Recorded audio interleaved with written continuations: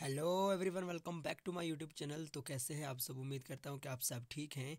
तो फ्रेंड्स, आज की वीडियो बहुत ज़्यादा इंपॉर्टेंट रहने वाली है, क्योंकि इसमें आज हम बहुत सारे जो पोस्ट हैं जो एजुकेशन डिपार्टमेंट के अंदर निकल कर आई हैं, इसके बारे में डिटेल से हम डिस्कस करेंगे। कितनी पोस्ट रहने वाली है और आप किस तरह से फॉर्म अप्लाई कर सकते हैं।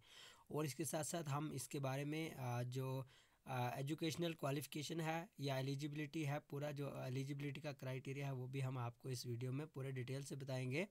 तो उसके बाद मैं आपको ये भी बताऊंगा इसका पैटर्न क्या रहने वाला है, सिलेबस क्या रहने वाला है और किस तरह से आप इस फॉर्म को अप्लाई कर सकते हैं। ऑल इंडिया लेवल का ये फॉर्म है।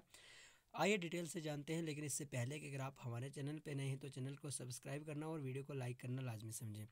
यहाँ पे देखिए अभी अभी एक नोटिफिकेशन जो निकल के आया है EMRS की तरफ से। EMRS means Eklavya model residential school, ठीक है, जो मिनिस्ट्री ऑफ ट्राइबल अफेयर्स के अंडर आता है, ठीक है।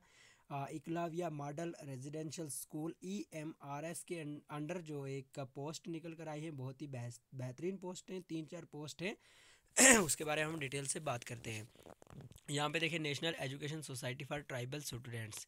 सबसे पहले हम इसके बारे में जानेंगे EMRS क्या है। उसके बाद मैं आपको डिटेल से इसके सिलेबस के बारे में भी बताऊंगा, इस स्कीम के बारे में, और इसका लेवल कितना रहने वाला है, यानी डिटेल से पूरा जो इसका एलिजिबिलिटी का क्राइटेरिया है वो मैं आपको बताऊंगा।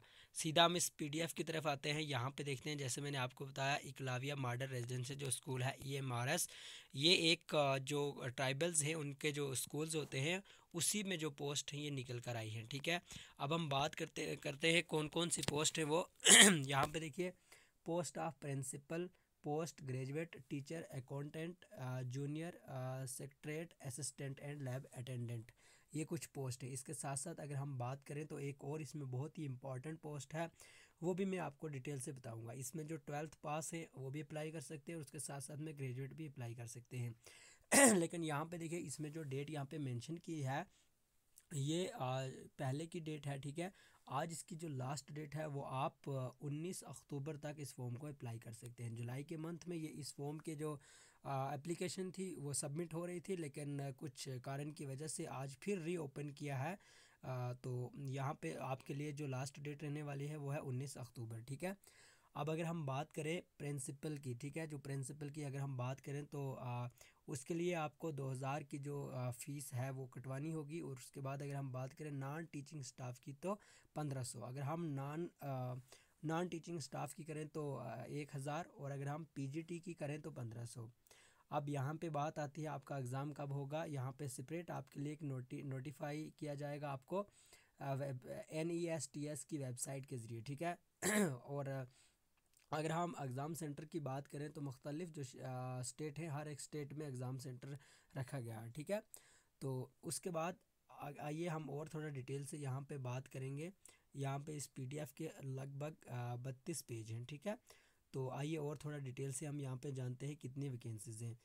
टोटल जो वैकेंसीज़ यहाँ पे हमें देखने को मिल रही हैं वो कितनी है, 4062, ठीक है। प्रिंसिपल के लिए जो वैकेंसीज़ हैं वो है 303।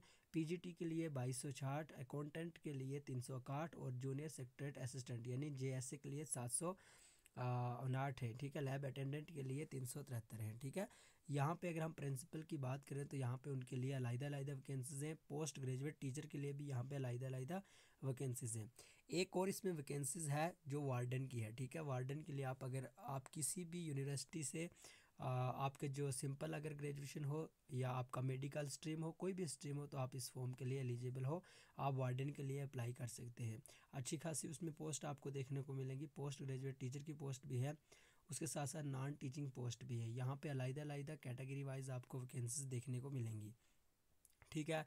अगर हम और थोड़ा डिटेल से इसको जानें तो यहाँ पे देखिए, अगर हम एलिजिबिलिटी क्राइटेरिया की बात करें तो आप सिटीज़न ऑफ इंडिया होने चाहिए। उसके साथ साथ आपका जो, अगर आप वार्डन के लिए अप्लाई करना चाहते हो तो आपकी सिंपल ग्रेजुएशन होनी चाहिए, ठीक है।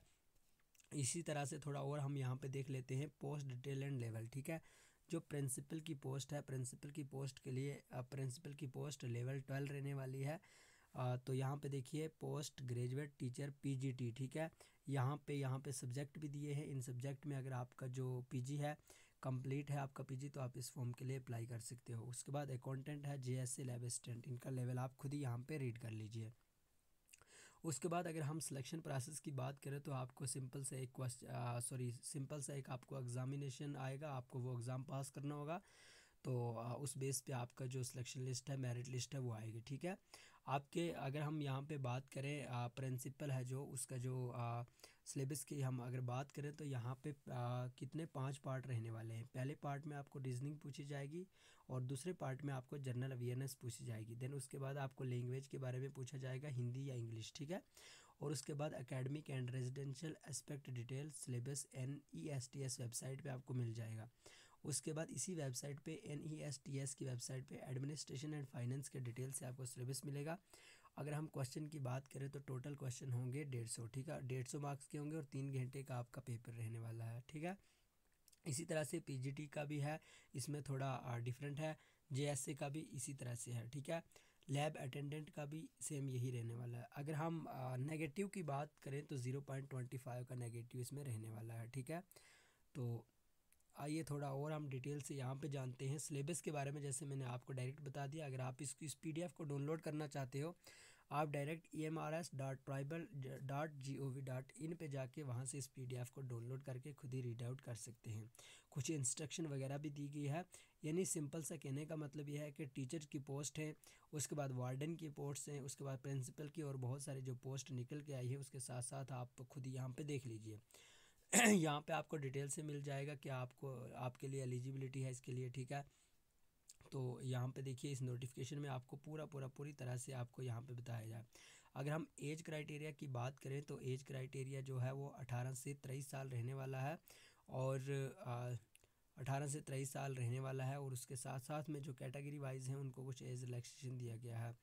सॉरी, 18 से 23 नहीं है, लेकिन यहाँ पे कुछ एज का जो क्राइटेरिया है वो कैटेगरी वाइज को उनको कुछ रखा गया है, रिलैक्सेशन दी गई है। ठीक है। या इकोनॉमिक वीकर सेक्शन हुए उनके लिए भी कुछ रिजर्वेशन यहाँ पे रखी गई है। ठीक है। आइए और इसमें देखते हैं इंपॉर्टेंट क्या है। फार्म की जो लास्ट डेट है वो मैंने आपको बता दी, 19 अक्टूबर को लास्ट डेट है। 19 अक्टूबर से पहले पहले आप अपना फॉर्म अप्लाई कर सकते हैं। तो फ्रेंड्स अभी की कुछ इंपॉर्टेंट अपडेट यही थी। तो मिलेंगे नेक्स्ट वीडियो में, लेकिन इससे पहले कि आप हमारे चैनल पे नहीं तो चैनल को सब्सक्राइब करना ना भूलें और वीडियो को लाइक कर दें। तो मिलेंगे नेक्स्ट वीडियो में, तब तक के लिए bye bye, take care, love you all.